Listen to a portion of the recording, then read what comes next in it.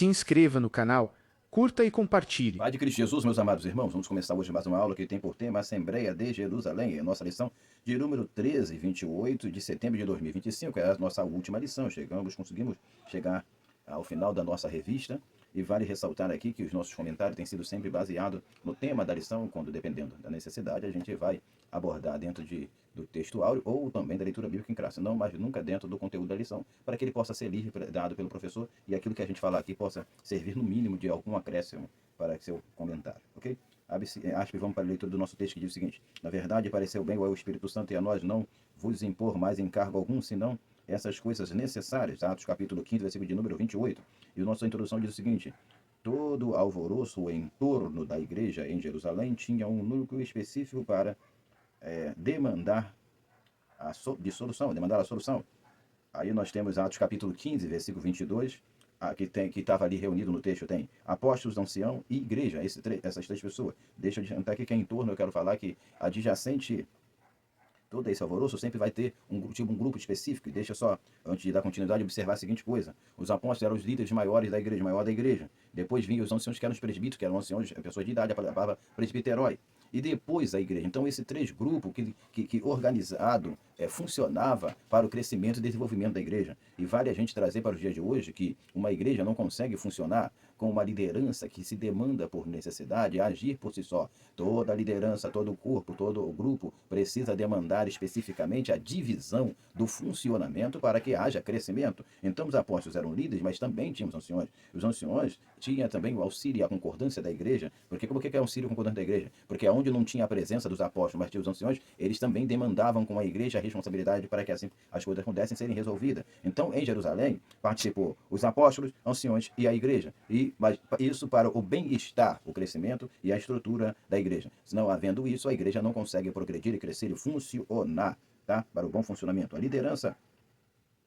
liderança não se ausentava diante dos problemas. Você vai observar que estava havendo aquela celeuma, aquela questão, aquele alvoroço em relação à pregação de Paulo, que já estava trazendo um certo tipo de transtorno. E os apóstolos não hesitou em mandar uma carta ou mandar um comunicado para que Paulo e Barnabé se apresentasse a eles ou se apresentasse à igreja para que aquilo fosse resolvido. Há algumas coisas, algumas demandas que têm acontecido nas igrejas atuais, isso eu não falo em ministério específico e nem apontando casos específicos, que precisa de uma solução, só que ninguém tem a autoridade ou toma a primazia para chamar e coordenar para que isso venha a ser resolvido. E com isso, o problema vai se alastrando, vai se prolongando e chegando a um estado de não ter mais solução, não que não houvesse, mas porque a situação chegou a um certo extremo e que até a própria pessoa que está causando o problema, entre aspas, que eu estou falando de Paulo aqui, né? Se não for causar um problema para a minha vida, falando e às vezes não está, pelo demandar do tempo, não vai estar mais ávido, mais suscetível a tal correção a qual precisava receber, como Paulo recebeu junto com Barnabé ali. Então, os apóstolos não se ausentavam diante dos problemas. Todo parecer tinha necessidade do Espírito Santo concordar. É isso aqui, é muito importante. Nós trazermos para os nossos dias, por mais sabedoria, por mais condicionamento, por mais estrutura, por mais aprimoramento que temos recebido nos dias atuais, é trazermos também, e isso precisa ser válido ou validado no meio de nós, a presença do Espírito Santo, a necessidade do Espírito Santo concordar. Atos capítulo de número 15, versículo de número 28. Os líderes aceitar e a igreja comunicar ou aplicar, isso é normal, é viável. Mas a presença do Espírito Santo é que traz toda a validade, traz toda a honestidade daquilo que está sendo feito. Então eu volto aqui à leitura para o seguinte ponto: a necessidade do Espírito Santo concordar, os líderes aceitar e a igreja comunicar ou aplicar, valeu, tá perfeito. Mas a presença maior, mais útil, é a presença do Espírito Santo. O Espírito Santo tem que acordar, os líderes têm que aceitar. Aceitar o quê? Aceitar é entender e compreender que aquilo que o Espírito Santo está direcionando é o que é mais válido para a igreja. No que valida a igreja, o que é válido para a igreja, não é o que eu penso, o que eu quero, o que eu acho. O achismo meu aqui deve ser jogado na lixeira, num saquetel furado. Mas o que tem que ter validade a priori aqui, e tem que ter a primazia e a supremacia, é o Espírito Santo em nossos corações, direcionando e conduzindo aquilo que devemos fazer, e principalmente na coordenação, no prosseguimento do funcionamento do corpo de Cristo, que é a igreja do Senhor. E a igreja, assim, é comunicada, ou seja, aplica isso. Aplicar isso é absorver aquilo que fora falado, aquilo que fora dito. Então a igreja vai entender, e isso vai aceitar com mais facilidade, porque o que está direcionando em primeira pessoa é o Espírito Santo, e não é nenhum tipo de homem que está querendo impor suas autoridades, como alguns hoje querem fazer. Ok? Por isso que o Espírito Santo tem que estar presente. Aí a gente precisa do seguinte, a palavra eclesia, que significa assembleia, a igreja, tem em seu significado de reunião e ajuntamento, a palavra eclesia. E a gente vai encontrar poucas vezes isso, tá? Na Bíblia. A palavra eclesia no sentido de ajuntamento. Atos capítulo de número 19, versículo de número 39, perdão. Atos 19, 39. Uma igreja que não se reúne para escolher, preste atenção, uma igreja que não se reúne para escolher, não ora para eleger, não tem fruído para permanecer. Vou ler de novo aqui. Uma igreja que não se reúne para escolher, depois eu vou ler a referência, para escolher, não ora para eleger, não tem fruído para permanecer. Quando eu falo de escolher, eu cito 1 Samuel capítulo 10, 1 Samuel capítulo 10, versículo de número 17, 19 a 22. Quando eu falo de eleger, eu cito Atos capítulo 1, versículo 24 a 26. Não tem fluído, ou expansão, fluído aqui, a expansão para permanecer, é uma igreja que ela fica estagnada, porque os elementos essenciais para o seu crescimento e desenvolvimento não tem, e se não tem, não tem como crescer. A igreja depende de Deus. Primeiro ponto diz o seguinte, vamos para o nosso primeiro ponto. A quem temos ouvido, isso aqui é muito importante, deveria demandar um espaço maior, ou objetivamente, porque nós estamos falando de assembleia em Jerusalém, e assembleia, a palavra assembleia é reunião, é ajuntamento, então esse ajuntamento é para resolver uma demanda, uma causa, uma situação, e nós precisamos de conselheiros, de pessoas participando, que vão, algumas pessoas vão indagar, algumas pessoas vão opinar, algumas pessoas vão criticar, então vai haver todo esse tipo de envolvimento de situações, e a gente precisa saber a quem temos ouvido. Então abre-se arte para a seguinte coisa, quem tem ouvido para ouvir, que ouça. Mateus capítulo 13, versículo de número 9. Aí a segunda parte, que eu parafraseei 2 textos, o que o Espírito diz às igrejas. Apocalipse capítulo 3, versículo de número 6. É muito importante para o ponto de partida mantermos nítido a distinção vocálica entre a voz de Deus, humana, e a do diabo. Eu fiz aqui, vou ser bem rápido, mas você pode ler o texto todo com facilidade, você com vagar, você vai conseguir perceber isto. Quando eu falo distinção vocálica, é porque nós vamos encontrar em Gênesis capítulo 3, o diabo falando, a mulher falando, o diabo falando, a mulher falando, e depois Deus falando e todo mundo silenciando. Então a gente tem, por exemplo, Gênesis capítulo 3, versículo 1, o diabo começa a falar. No capítulo, versículo 2 ao 3, a mulher fala. No versículo 4 ao 5, a serpente fala de novo. Versículo 7 a 8, a mulher fala de novo. E no versículo 8 em diante, entra a presença de Deus e Deus começa a falar.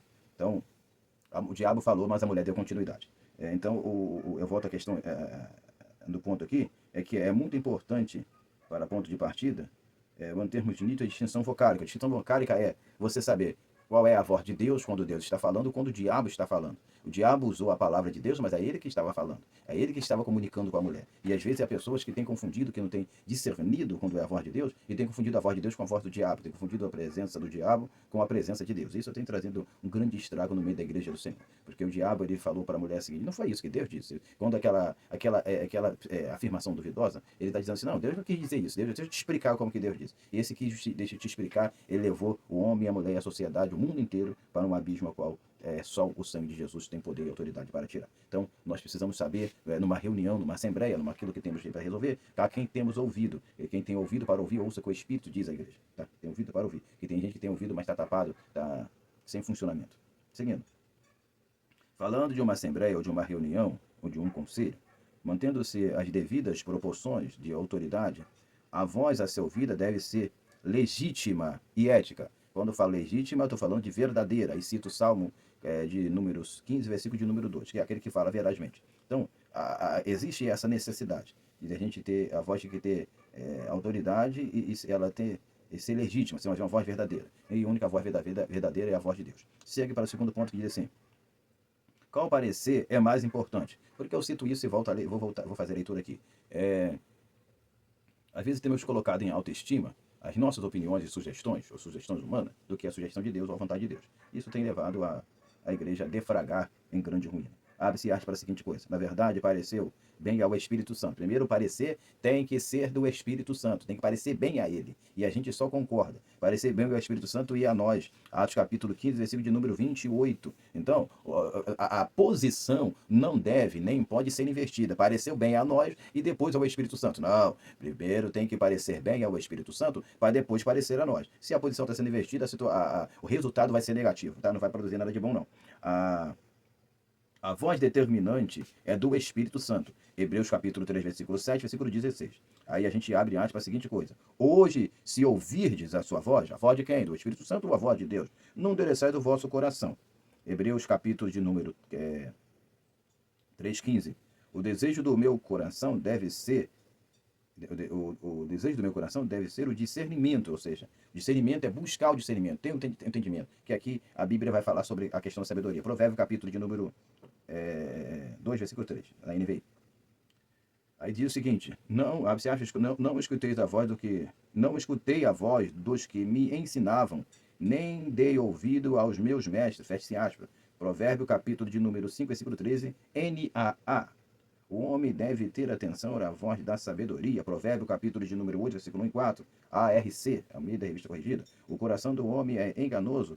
Jeremias, capítulo 17, versículo de número 9. Por isso, há uma grande necessidade do discernimento do Espírito. 1 Coríntios, capítulo 12, versículo de número 10. Às vezes, na reunião, o objetivo é ouvir uma voz confortável. O que é a voz confortável? Aquilo que nos agrada, aquilo que não vai trazer nenhum desconforto, aquilo que não vai trazer nenhum tipo de contraste, para aquilo que eu penso, aquilo que eu quero, aquilo que eu quero impor, aquilo que eu quero implantar. Então a gente, às vezes na reunião, ou numa reunião, o objetivo é ouvir uma voz confortável. A gente tem 1 Reis capítulo 22, versículo 13.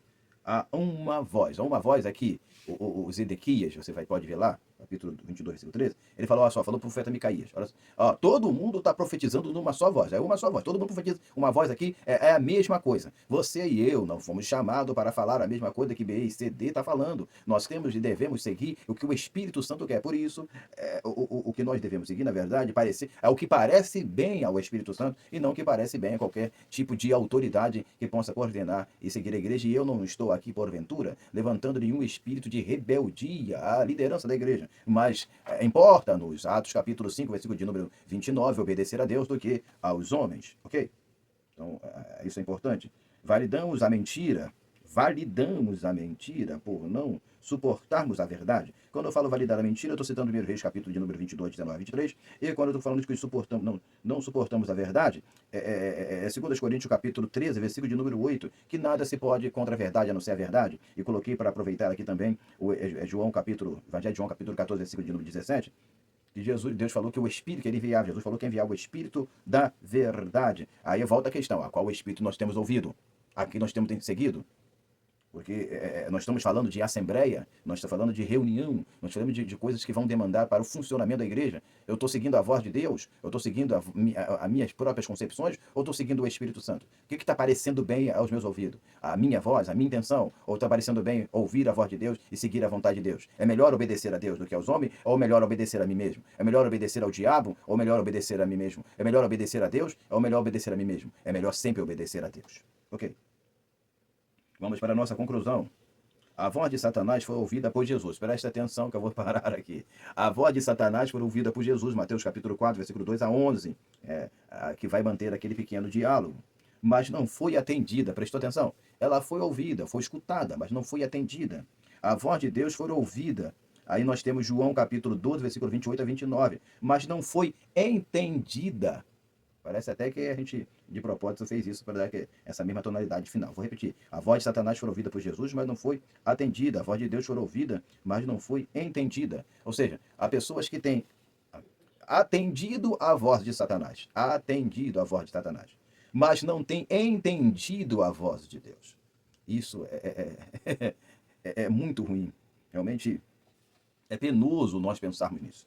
Uma pessoa, uma liderança, porque nós estamos falando de reunião, ou uma igreja, porque lembra que eu falei que existia os apóstolos, os anciões e a igreja? Uma igreja que ouve a voz de Satanás e atende, e ouve a voz de Deus e não entende.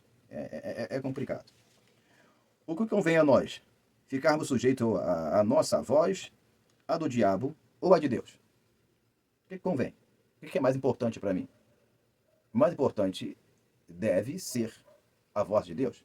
Mas eu vou usar a fala de Elias, que ele falou em 1 Reis capítulo 18, versículo de número 21. Escolhei a quem servais. Tá? A gente vai escolher a qual voz nós vamos seguir. Ok?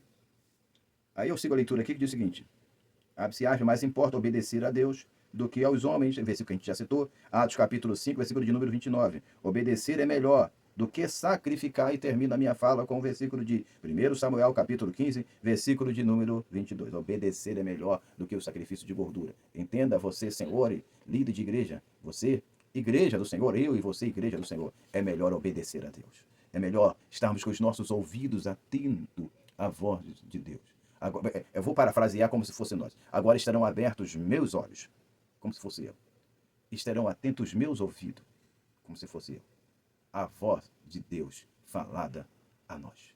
Então os meus olhos têm que estarem abertos, os meus ouvidos têm que estarem abertos, atentos para a voz de Deus. Eu tenho que dar mais atenção, direcionar todo o meu coração, inclinar todo o meu coração, a minha vida, para aquilo que vem de Deus. E descartar tudo aquilo que vem da carne e do diabo, para que eu possa ter uma vida próspera e abençoada. Porque obedecendo a Deus, eu concluo, eu terei a possibilidade de dizer que eu sou o bendito do Pai e tenho por permissão a graciosa oportunidade de possuir por herança aquilo que me fora preparado desde a fundação do mundo. Por isso que é muito melhor obedecer a Deus do que os homens. Que Deus possa nos abençoar, nos concedendo um excelente domingo, uma excelente escola dominical, um final de lição abençoado, e que a conclusão que você possa tirar é que o Espírito Santo de Deus está conosco, nos sustentando, nos alimentando, como fez com a igreja em Jerusalém. Em nome de Jesus. Amém e amém.